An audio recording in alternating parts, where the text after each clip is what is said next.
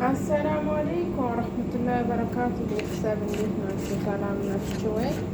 ከኔ ጋር አልሐምዱሊላህ ሰላም።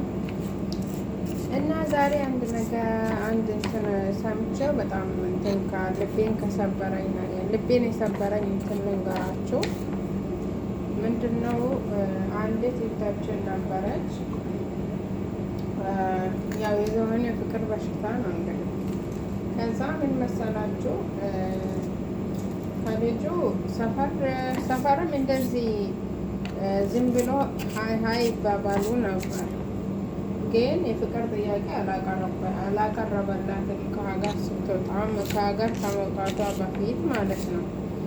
ከዛ ስደት ከመጠችው በኋላ እንደምንም ፈላልጎ ስልኳን አገኘና ከዛ ማውራት ጀመሩና ከዛ እያወሩ ለ5 ወር ምናምን መሰለኝ አወራት። ከዛ በኋላ ከ5 ወር በኋላ እኔ እኮ እንደዚህ ሰፈርም የነበርሽ እንደዚህ ወጥሽ ነበርኩኝ ምንም ነገር ስለሌለኝ እንትን ማትፈልጊኝ መስሎኝ አላት፣ አጅሬው ማለት ነው።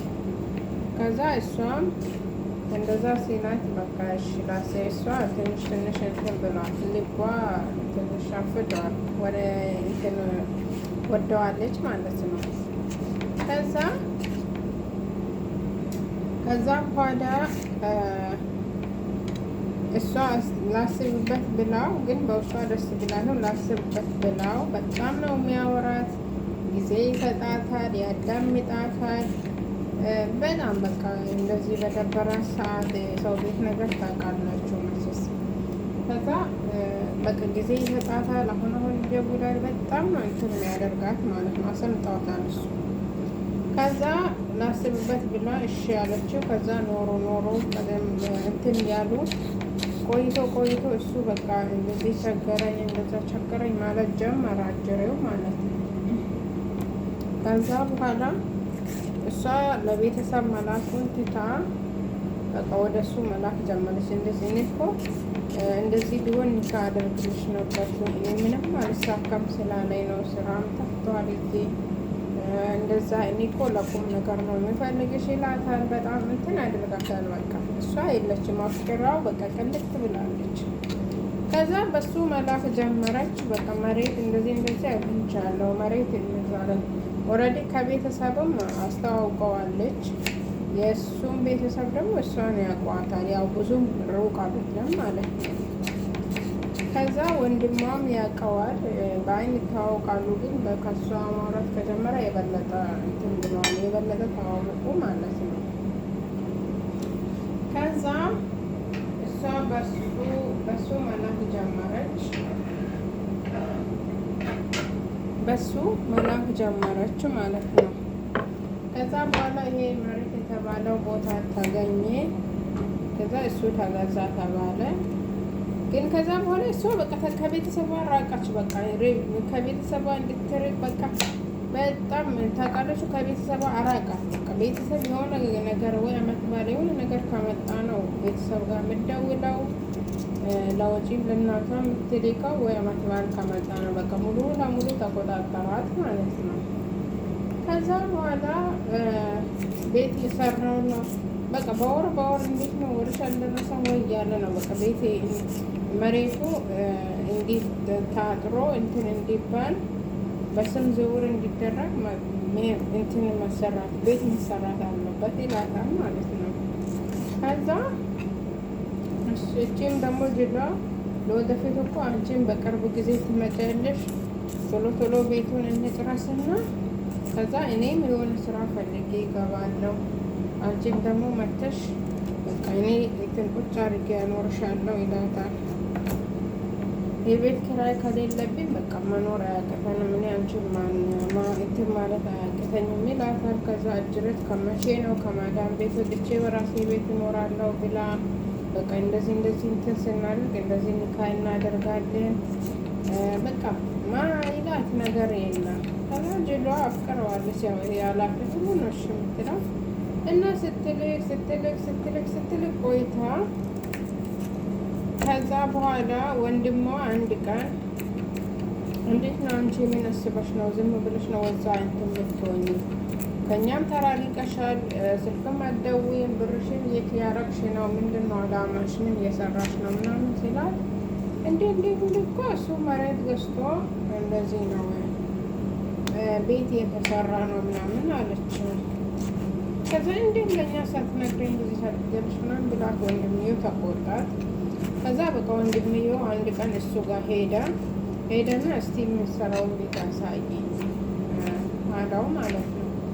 የምሰራውን ቤት አሳይኝ ሲለው ከዛ አሁን እንትን ሰውየው የለም፣ ሰውየው እንትን ሲኖር ብቻ ነው እዛ መሄድ የሚቻለው ብሎ ወንድሙን በቃ የሌለው የባጠቆጡን እንትን አድርጎ ወንድምየውን ሸኘው ማለት ነው። በዛም ሰዓት ወንድምየው ተጠራጠረ።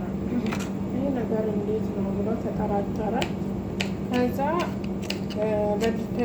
ደጋግሞ አሳይኝ አለ። ወንድምየውን ተጸይፎታል። በቃ ይሄኛው ማለት ነው እንዴት ጠየቀኝ፣ እንዴት ሊቆጣጠራት መጣ የሚለው ወንድምየውን በጣም ሲደውሉም ስልክ ማንሳት ያለ። ከዛ በኋላ አንድ ቀን እሱ በሌለበት ወደ ቤተሰቡ መጣ ማለት ነው። የእሱ ቤተሰብ ከዛ መጣና እንዲህ ቤት የሰራልኝ ነው ብላኛለች።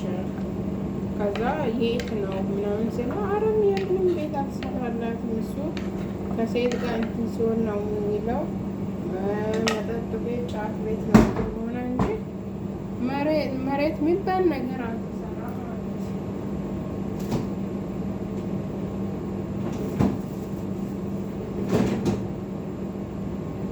ከዛ ቤት የሚባል ነገር በጭራሹ እንኳን መሬቱን ራሱ አልገዛም አሉ።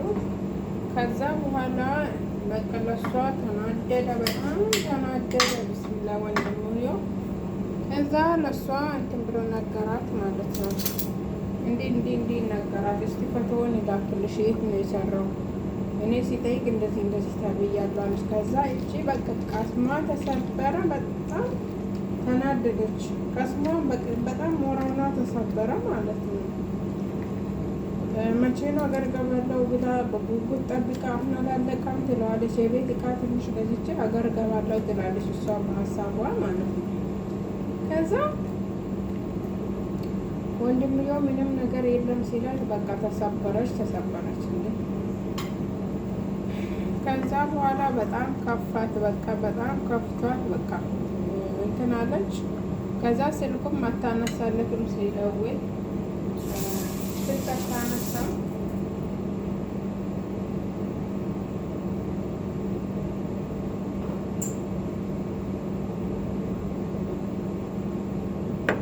ስልክ አታነሳለትም። ይደውላል ስልክ አታነሳም። በቃ ብሩን ጎሮም አለፈ፣ ብሩ ተቋረጠበት ማለት ነው። ከዛ ብሩን ተቋረጠበት። ከዛ ይደውላል ስልክ አታነሳም። ማር ይላል፣ ጥቅስ ልካል፣ ምን ብል በቃ እሷ ስልክ አታነሳም። ከዛ በኋላ አንዴ እንዴት እንደዚህ ታደርገኛለህ ምናምን ብላ ሪከርድ አደረገችለት እያለቀሰች ማለት ነው። ከዛ በኋላ ማን የነገረሽ ምናምን አላት። ከዛ ቤተሰቡ ጋር ወንድምየው እንደመጣ ወንድምየው እንደነገራት ሰማ ማለት ነው። ከዛ ሰማና ምን አረገ መሰላችሁ? ወንድምየውን እና ምሳሌ ጋብዝክ የእህቴን ብሬት እንዳረኩት እገብር ካለው በዛው ምሳሌ ጋብዝክ ብሎ ወንድምየውን ጠራው ማለት ነው። የልጅቷን ወንድም ከዛ ጠራውና ይሄ ጉታጀራን የተካሰተው በነገራችን ላይ ከዛ ጠራውና ምሳ ጋብዞት በምሳ የምንጨምርበት አላውቅም። ከዛ በኋላ ትንሽ እንትን አደረገው በቃ የሚያሰፍርና እንትን የሚያደርግ ነገር ጨምርበት አላውቅም። ከዛ ና ትንሽ እንትን እረፍት እናደርግ እዛ እንትን ውስጥ ሆቴል እንትን ምንድን ነው ክፍል ውስጥ እረፍት እናደርግ ብሎ ይዞት ገባ።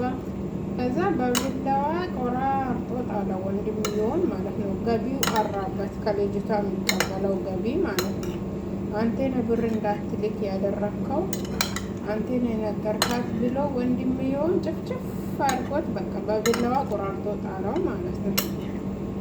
ከዛ እንደዛ አደረገ ይላችኋለሁ። እናንተ የምታወሩት ሰው ጥንቃቄ አድርጉ። ሲጀመር ከኒካ በፊት ለምንድነው ብሮ የምትልኩት? አሁን እቺ ልጅ ህይወቷ ምስቅልቅሏን የወጣው ምክንያቱም ለምንድን ነው?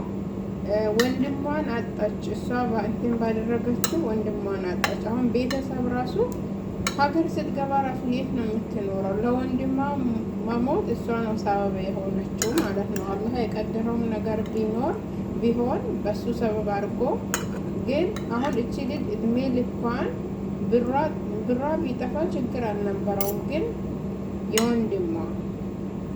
የወንድሟ እንትን ሀዘን መቼ ነው ከሷ የሚወጣው? ቤተሰብ ውስጥ ለሷ መቼ ነው ሰላም የሚሰጣት? አንቺ እንደዚህ አድርገሽ ነው ያስገደልሽ ይሏታል። አሁን ሀገር ስትገባ ማለት ነው። ከዛ ራሷን ለማጥፋት እንትን ክሎሮክስ ልጠጣ ስትል ሴቱ ያዘቻት ማለት ነው። እና እህቶቼ ተጠንቀቁ። ይሄ ፍቅር የሚባለው መዘዝ ሲጀመር በቅድሚያ ብር የሚጠይቅ ይሄ ብር ማለት ነው ከብዙ ነገር ነው እንትን የሚያስደርገን። ወላሂ ይሄ ብር በጣም ሰይጣን ነው። ሲጀመር ለትዳር የሚፈልጋችሁ ሰው ሁኔታው ያስታውቃል፣ አካሄዱ ያስታውቃል። እሱ አሁን ለምሳሌ ኒካ አስሮላት ቢሆን እሺ ያድርጉም ችግር የለውም። ግን ኒካ ሳያስሩ እንደዚህ ወሩ ሳይደርስ ሲቆጣጠራ ዝም ያለችው ይኸው መጨረሻ ላይ ደግሞ ወንድሟን አጣች ማለት ነው። ስለዛ እህቶች ጥንቃቄ ያድርጉ። በብር ትዳር የለም፣ በብር ፍቅር የለም። በብር ተያያዥነት በጥቅም የመጣ ነገር ወደፊት በጭራሽ ዘላቂነት የለውም። እንዴት ይኖረዋል ሲጀመር? እና ጥንቃቄ ያድርጉ። በብር ገዝታችሁ ያመጣችሁት ወንድ ለእናንተ ምንም አይጠቅማችሁ። ኦኬ እሱ የለውም በጋራ ጥቅም አንቺም ካለሽ አጋጅታችሁ ህይወታችሁን ልትመሩ ትችላላችሁ። ግን በዚህ መንገድ አይደለም።